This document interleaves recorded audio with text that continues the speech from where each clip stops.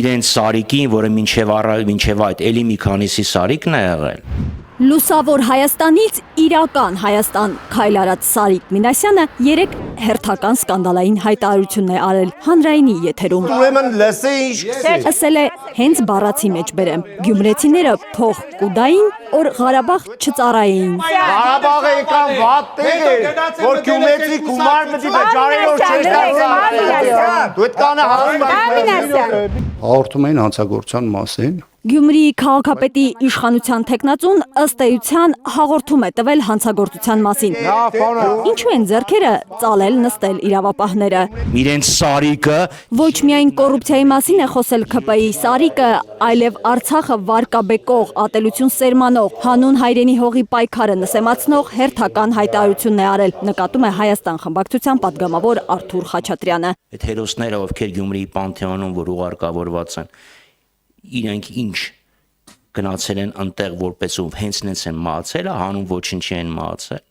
Դե Սարիկ Մինասյանի քաղաքական առաջնորդի Փաշինյանի զուգընկերուհին դեռ 44-օրյա պատերազմից առաջ է հայտարարել Ղարաբաղյան հակամարտության պատմության ընթացքում հազարավոր զոհեր են ունեցել հանուն ոչինչի։ Մենք նրանց կյանքը զոհաբերել ենք հանուն ոչինչի։ Որովհետև այդ զոհերը ոչ մի սանտիմետր մեզ չեն մոտեցրել հակամարտության կարգավորմանը։ Զոհեր, որ 44-օրյա պատերազմի պարագայում ըստ Հայաստանի վարչապետի 4000-ի կարգի են։ Պլյուս-մինուս 50։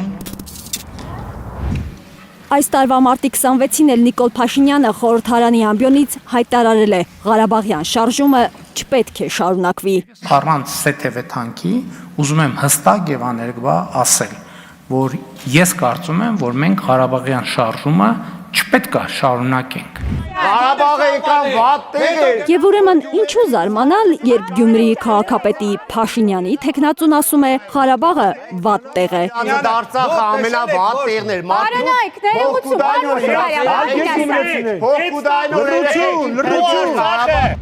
Հասարակական քաղաքական գործիչները նկատում են Սարիկ Մինասյանը առաջ է տանում շեֆի, վարչապետի թեզը։ Փաշինյանը դեռ 5 տարի առաջ 44-օրյա պատերազմից հետո է հայտարարել Շուշին։ Դժբախտ,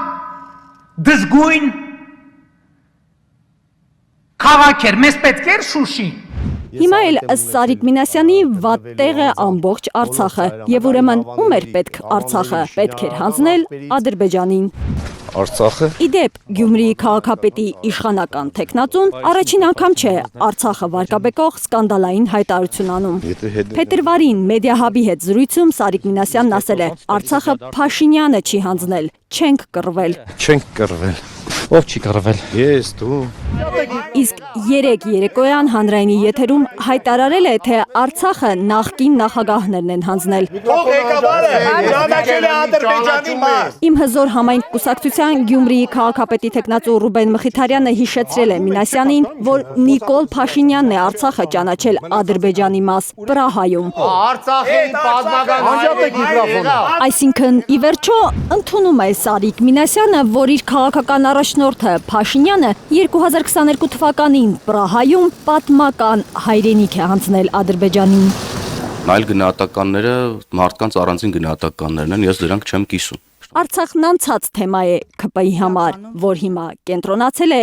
Գյումրիում հաղթելու գործի վրա։ Քաղաքացիական պայմանագիր կուսակցությունը պատրաստվում է հաղթել Գյումրու առաջիկա արտահերթ ընտրություններում։ Արփիս Քեսյան, Նորա Շարբաթյան, Անի Ղանդիլյան, Հայլուր։